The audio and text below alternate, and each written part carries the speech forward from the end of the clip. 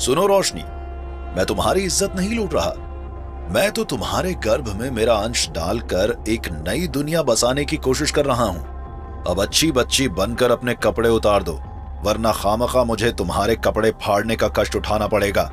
उस 35 साल के इंसान के रूप में शैतान की आवाज सुनकर बेचारी 16 साल की रोशनी डर के मारे थरथराने लगी। कपकपाती आवाज में वो उस शैतान के सामने हाथ जोड़कर गिड़गिड़ाने लगी। मुझे छोड़ दो, मैं तुम्हारे पैर पड़ती हूँ। प्लीज मेरे साथ ये मत करो। ये दर्द मेरे साथ मेरे माँ बाबा भी सह नहीं पाएंगे, वो मर जाएंगे। प्लीज मुझे छोड़ दो। उस आदमी ने रोशनी की टी शर्ट को पकड़कर जोर से खींचते हुए कहा, 22 कत्ल कर चुका हूं मैं आज तक। किसी की मौत मेरा इरादा नहीं बदल सकती। अब तो भगवान भी मुझे नहीं रोक सकता। बेचारी रोशनी ने रोते हुए अपनी इज्जत बचाने के लिए अपने दोनों हाथ अपने सीने पर रख लिए, लेकिन उस शैतान को जरा भी रहम नहीं आया। वो शैतानी हंसी मुस्कुराते हुए रोशनी के करीब गया और रोशनी के बालों को मदहोशी से सूंघते हुए बोला, चिंता मत करो, तुम किसी ऐरे गैरे की नहीं, इस लंकेश के बच्चे की मां बनने वाली हो। शैतान तुम्हारा अच्छे से ख्याल रखेंगे। और लंकेश्वर ने रोशनी के बाल जोर से पीछे खींचे। रोशनी दर्द से चीख उठी। दर्द इतना था कि उसे मजबूरन अपने सीने से हाथ हटाकर सिर पकड़ना पड़ा। इसी मौके का फायदा उठाकर किसी जानवर की तरह जुबान लपलपाते हुए लंकेश्वर ने रोशनी की जीन्स खींच निकाली। वो रोती रही, गिड़गिड़ाती रही, लेकिन लंकेश्वर जैसे शैतान को रहम नहीं आया। उसने रोशनी की इज्जत तार तार कर दी। उस बेचारी की इज्जत लूटने के बाद भी लंकेश्वर का जी नहीं भरा। वो अपने दोनों हाथ फैलाकर ऊपर गर्दन उठाते हुए आंखें मूंद कर चिल्लाया, अधीरा, आहुति ला रहा हूं, ज्वालामुखी बांध कर रखो। और उसने रोती हुई रोशनी के जबड़े पर जोर से घूंसा मारा। रोशनी जैसे ही दर्द से चीखने लगी, लंकेश्वर ने रोशनी की हलक में बायां हाथ डालकर उसकी जुबान पकड़कर बाहर खींची और दाहिने हाथ से पास ही रखा एक खंजर उठाकर बड़ी बेरहमी से एक ही बार में बेचारी रोशनी की जुबान काट दी। रोशनी की जुबान से खून के छींटे उड़कर लंकेश्वर के मुंह पर जा गिरे। बेचारी रोशनी तो अब चीख भी नहीं पा रही थी।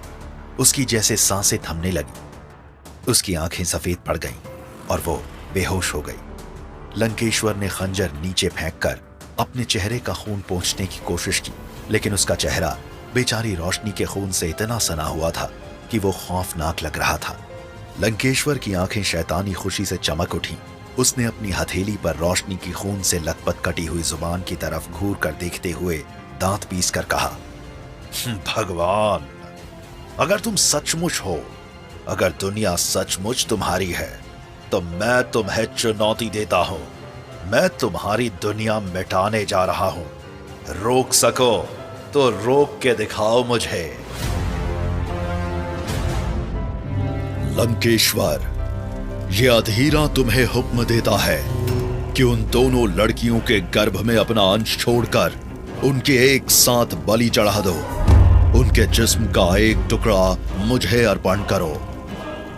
अपनी भारी भरकम डरावनी आवाज में तलवार जितने लंबे नाखूनों वाला हाथ आगे बढ़ाकर एक ज्वालामुखी के कुंड की तरफ इशारा करते हुए पिछले 50 सालों से दुनिया से कटकर दूर गुफा में रह रहे, पैरों तक लंबे घुंघराले बालों के साथ नग्न बैठे शैतान के पुजारी अधीरा ने अपने सामने काले कपड़ों में हाथ जोड़कर सिर झुकाए घुटनों के बल बैठे अपने शिष्य लंकेश को 5 वर्च्यूज की सिंबल दोनों लड़कियों के साथ अत्याचार करके उनकी एक साथ बलि देने का हुक्म दिया। तो दूसरी तरफ सेंटिनेंटल के जंगल में कमर से नीचे आधी कटील संतोषी की लाश से ध्रुव ने वादा किया, मैं उस हरामी को जिंदा नहीं छोड़ूंगा। उसके शरीर का एक एक अंग काट कर उसे दर्दनाक मौत दूंगा। मैं बाकी पुलिस वालों की तरह नहीं हूं। मैं चाहता तो तुम्हें कब का मार डालता ध्रुव। बताओ, क्या है इस काल पुराण का राज? ऐसा क्या लिखा है काल पुराण में जिसके लिए ध्रुव अपनी जान भी देने को तैयार था? इंस्पेक्टर कबीर क्या ये गुत्थी सुलझा पाएगा?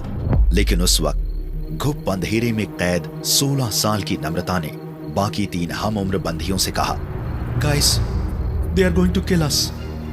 उन लोगों ने पैसे के लिए हमें किडनैप नहीं किया है, वो हमें जान से मारने वाले हैं। और वंदना ने अंधेरे में एक कुएं जैसे गहरे गड्ढे में छलांग लगा दी। कौन थी नम्रता? क्या नम्रता ने सुसाइड कर लिया था? लंकेश ने ध्रुव को पछाड़ते हुए शैतानी हंसी हंसकर कहा, गार्डियंस की सारी शक्तियां मिलाकर भी मुझे हरा नहीं सकती। मैं लंकेश हूं,